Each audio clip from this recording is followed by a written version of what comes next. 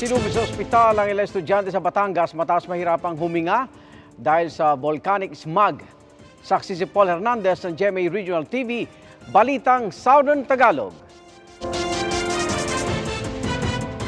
Nahilo, nahirapang huminga at sumakit ang lalamunan ng grade 8 student na si Sabrina. Kwento niya, nag-e-exam siya sa Bayorbor National High School sa Mataas na Kahoy, Batangas nang mapansin ang volcanic smog o VOG sa paligid mula sa Bulkang Taal kaninang umaga. Nung palabas na ho ako, doon na ho ako nakaramdam nung pagkahilo, tapos yung para pong natutumba, tapos nanginginig po. Dinala siya at iba pa niyang kaeskwela sa pinakamalapit na ospital. Kahit mga guro, nakaranas din ng pananakit ng lalamunan at dibdib. Kinansela na rin agad ang klase. Nahihirapan na magsalita at medyo bumabara na sa ilong. Naamoy nga po at saka nakakapungwing. Naamoy ang supre nga daw po. Yun din po ang dinadaing ng ibang mga kasamahan ko sa trabaho. Inoobserbahan pa sa mga ospital sa bayan ang ilang estudyante, pero marami na rin ang na-discharge. Siguro nga, nadala din na sobrang init ng panahon. Tapos kasabay nga yung nalalanghap nila na amoy. Kinumpirma ng PHIVOLCS ang volcanic smog o VOG na mula sa Taal. Nasa 2,000 meters ang taas nito, pero mababa pa naman daw ang bilang ng volcanic earthquakes. Nasa alert level 1 pa rin ang bulkan. Yung types of earthquakes, tinitignan po natin. Ground deformation din po or pagbulwak or paglubog ng lupa sa loob ng bulkan at sa labas ng bulkan, tinitignan din po natin. As of now, wala naman po tayong nakikitang pagtaas ng aktibidad ng Bulkang Taal. Para sa GMA Regional TV, Balitang Southern Tagalog at GMA Integrated News, ako si Paul Hernandez, ang inyong saksi. Hinuli ng mga otoridad ang mga pribadong motoristang naaktuang dumaraan sa EDSA busway. Maging ang mga kolorum o mga pribadong sasakyan na namamasada, hinarang din. Saksi si Jamie Santos. Hindi po siya biyahe. Hindi po ako nagbibiyahe. Pero nagbigay po Nagse-share sila. lang po sila. Normal naman po mag-share na tinukuha nila. Volunteer nila. Hindi po ako Nagkasagutan ang isang motorista at kawani ng Interagency Council for Traffic o IAC sa ginawang operasyon kanina ng mga otoridad sa Macapagal Boulevard. Mga kolorum na sasakyan o mga private vehicle na namamasada ang target ng operasyon. Kaninang hapon, mga dumaraan naman sa EDSA busway ang pinunteriya ng mga otoridad sa bahagi ng Magallanes sa Makati. Hindi bababa sa 80 sasakyan ang naharang at natikitan matapos mahuling dumadaan sa southbound lane ng EDSA busway. Karaniwan sa mga nahuli ng IAC, pawang mga pribadong sasakyang ginagawang fast lane ng EDSA busway para makaiwas sa traffic. Bukod sa mga pribadong sasakyan, may mga nahuli ring mga motorcycle taxi. Isang motorcycle rider naman ang nahold matapos di makapagpakita ng lisensya. Ang mga nahuli nakatanggap ng ticket at magmumulta ng 1,000 piso.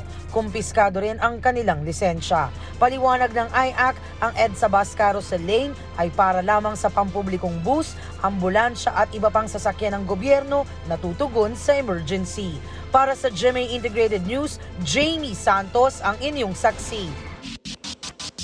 Baliwala ang mga negatibong drug test result na ipinakita ng sinimbak na Mandaluyong Police Chief na si Police Colonel Cesar Herente ayon sa NCRPO.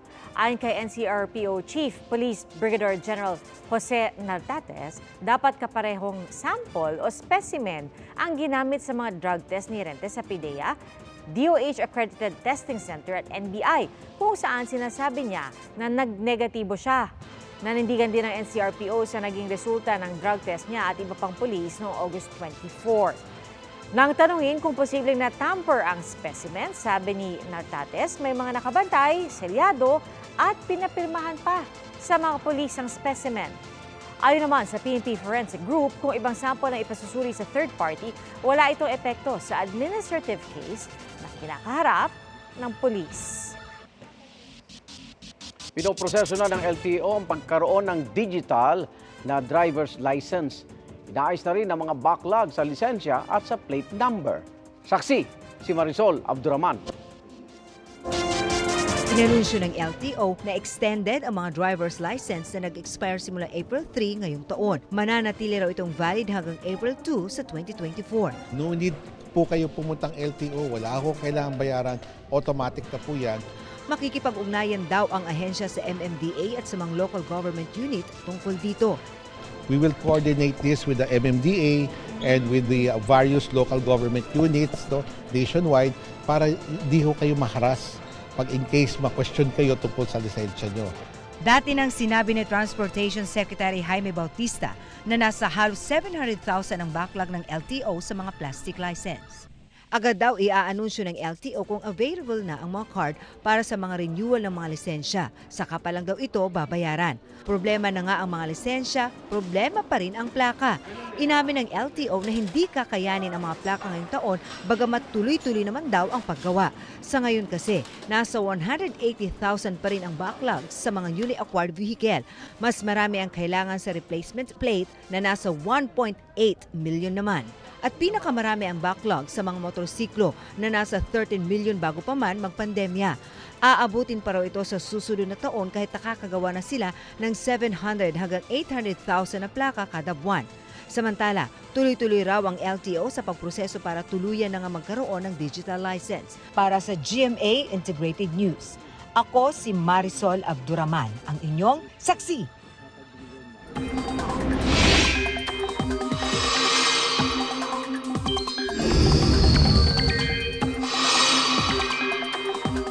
Mainit na panahon sa ilang lugar pero 15 barangay pa rin sa Kalupit, Bulacan ang may baha. At ang dahilan, high tide at ang naipong tubig na bunga ng mga nakaraang bagyo na hindi pa rin natutuyo. Ayon sa MDR-RMO, hanggang 4 na talampakan pa rin ang tubig sa ilang lugar. At magiging maulan pa ba sa mga susunod na araw? Ito na mga kapuso, alamin na natin kay Amor La Rosa ng GMA Integrated News Weather Center. Amor? Maraming salamat, Pia. Di gaya itong mga nakalipas na araw at linggo, unti-unti nang mababawasan ng mga pag-ulan sa malaking bahagi ng ating bansa. Humina na kasi yung epekto ng hanging habagat o southwest monsoon at dahil po dyan, magiging mainit at maalinsangan na naman sa ilang bahagi ng bansa ngayong weekend, pero may chance pa ring umulan. Base nga sa rainfall forecast ng Metro Weather bukas ng hapon, may mga pag-ulan dito sa northern at ganoon din sa central Luzon, pati na rin sa ilang bahagi ng southern Luzon. Sa linggo naman, malawakan na rin po ang mga pag-ulan dito yan sa Calabarzon, Mimaropa at ganoon din sa Bicol Region, habang meron namang mga matitinding pag-ulan sa northern at pati na rin sa central Luzon. May mga kalat-kalat na ulan bukas ng hapon sa malaking bahagi po yan ng Visayas at ganyan din ang mararanasan pagsapit na linggo at meron mga malalakas na pag-ulan dito sa Negros Provinces at ganoon din sa bahagi ng Cebu. Maulan din bukas sa ilang bahagi po ng Mindanao pero mas malawakan na yan pagsapit ng linggo at marami na pong makakaranas ng heavy to intense rains gaya na lamang ng Zamboanga Peninsula, Northern Mindanao at pati na rin ang ilang bahagi ng Soc-Sargen. At ito naman sa 3-day forecast ng Pag-asa para sa Metro Manila, maalinsangan po ang panahon. Ang maximum temperature posibleng umabot yan ng hanggang 33 degrees Celsius pero posible pa rin ang localized thunderstorms lalo na sa hapon o gabi. Samantala kung may bagong sama ng panahon na kung meron po mga kapuso pero nasa labas naman yan ng Philippine Area of Responsibility. Isa po itong low pressure area at ayon po sa Pag-asa mababa naman ang tsansa nitong pumasok sa PAR. Pero bukod po dyan posibleng may isa pang low pressure area na mabuo dito sa loob ng ating boundary ngayong weekend. Pero posible pang magbago yan mga kapuso kaya patuloy po nating imamonitor. At yan ang latest sa lagay ng panahon. Ako si Amor La Rosa para sa GMA Integrated News Weather Center. Maasahan anuman ang panahon. Mas maliit man ang Taiwan kaysa Pilipinas, mas malakas naman ang Taiwan pagdating sa produksyon ng bigas kada ektarya. Kaya ilang Pilipinong magsasaka ang doon nag-aaral para matuto ng makabagong paraan ng pagtatanim. Saksi si JP Soriano. Imaginein mo na lang kung ganito ang araw-araw mong view sa Taiwan. Sa tinitirahan mong mala resort ang ganda't mga pasilidad tulad ng sarili nitong sinihan at fitness center. Lahat ng ito, dormitoryo lang ng OFW na si Gemma. Skilled worker siya sa isang semiconductor factory. Pero sa araw na ito, inabutan ko siyang inaasikaso ang mga personal na pangangailangan. Compare sa ibang bansa. Mas maganda din sa abroad, sir, kasi worth it yung pagod namin. Ang mga benepisyo gaya ng maayos na pabahay at mataas na minimo, ilan lang daw sa mga dahilan kung bakit umabot na sa mahigit 154,000 ang mga Pilipinong nagtatrabaho rito. At inaasahang darami pa. Pero di lang daw sa pagbibigay ng trabaho abroad, partner ng Pilipinas ang Taiwan. Kailan lang na makipagkasundo sa isang Agrigaya social enterprise dito ang pinuno ng Manila Economic and Cultural Office o MECO na tumatayong opisyal na kinatawan ng Pilipinas sa Taiwan. Dadagdagan pa ng Agrigaya Farm ang mga tinuturuan nilang Pinoy agricultural student. Sa mga farm na ito dito sa Kaohsiung, Taiwan, nag-train at sinanay ang mga Filipino agricultural students mula sa Pilipinas upang maging interns at turuan sila ng tamang paraan ng pagsasaka gamit ang mga bagong teknolohiya. Ang good news, madaragdagan pa po ang mga Pilipinong tuturuan nila kasama na rin ang mga OFWs. Bagay na kailangan daw sa Pilipinas dahil napakataas ng presyo ng bigas sa ating bansa. Sa maniwala kayo't sa hindi, kahit mas maliit pa sa Luzon ang Taiwan, di hamak na mas mataas ang produksyon nila ng bigas. Pero ang problema ng mga Pilipinong magsasaka na natututo rito, wala naman daw silang mga pag-aaring lupang tataniman. I'm going to write our president that those who just graduated, there are only 49 of them, our government should give them at least 5 hectares of agricultural land. Mula rito sa Kaohsiung, Taiwan, at para sa GMA Integrated News, JP Soriano ang inyong saksi.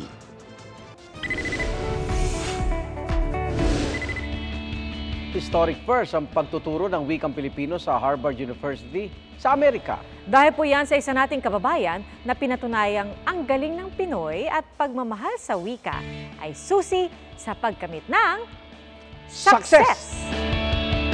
Alright, welcome to our class. How are you today? It's great to know that you are fine. Ang pagtuturo ng wikang Ingles, caring-carry ng mga Pilipino. Katunayan, libo-libong Pinoy na nakapagtrabaho bilang online English teacher sa ibang bansa. Pero ngayon, ang isang kababayan natin, Filipino naman ang ituturo sa mga taga-ibang bansa. Sa kauna-unahang pagkakataon, iaalok bilang kurso sa Harvard University ang wikang Filipino. Ang magtuturo, ang tubong Amadeo Cavite na si Lady Eileen Orsal.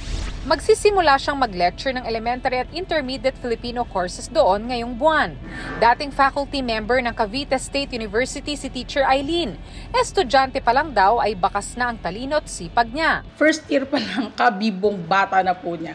Para meron kami no activity, siya talaga yung tumatakbo-takbo tapos nagko-cover siya talaga aming first summa cum laude. Bachelor of Arts in Mass Communication, 2012 na graduate po. Napabilib sa kanya ang kanyang mga guro na naging co-teachers niya kalaunan. Talaga pong isa siya sa mga advocates ng wikang Filipino dito. Kung ano yung pwede niyang i-share. Research man to, extension, references sa klase, i-share niya yon.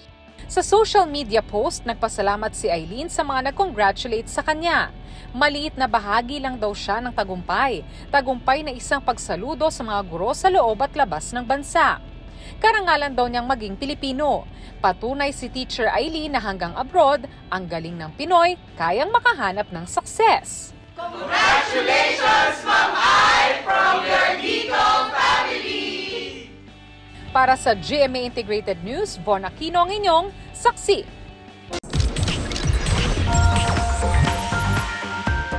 Ilang Korean Oppa ang maghahatid ng K-League sa kanilang Pinoy fans sa susunod na buwan.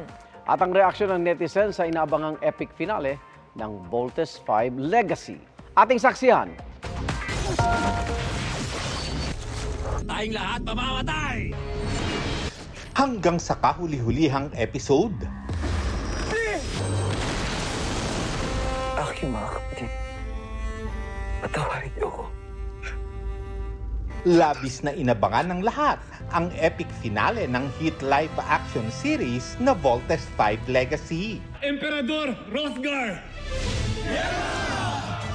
Lleva Voltes 5! Ang netizens hindi pinalampas na maki-vault in sa ultra-electromagnetic finale. Marami rin ang pumuri sa galing ng cast na mamimiss nilang subaybayan every weeknight. Meron ding pinuso ang kilig moment ni na Miguel Tan Felix aka Steve Armstrong at Isabel Ortega aka Jamie Robinson. Ang cast sabay-sabay ring nanood ng kanilang epic finale ngayong gabi. So ngayong araw, ako muna magiging director ng Royal Blood. Direk Ding Dong Dantes is on duty dahil matapos ang mahabang panahon, nagkaroon ng opportunity muli si Ding Dong na mag-direct. Open on 1 and action. Pero this time, para naman sa kanyang hit mystery murder series na Royal Blood. May pasilip na photos din si Ding Dong sa kanyang IG habang hands-on sa kanyang trabaho. Magkakaroon ng special fan meeting si BTS superstar V this October sa Seoul, South Korea. Para yan sa kanyang debut solo album na Layover na nirelease na ngayong araw. Kasabay rin ng release ng kanyang album ay ang newest MV niyang Slow Dancing.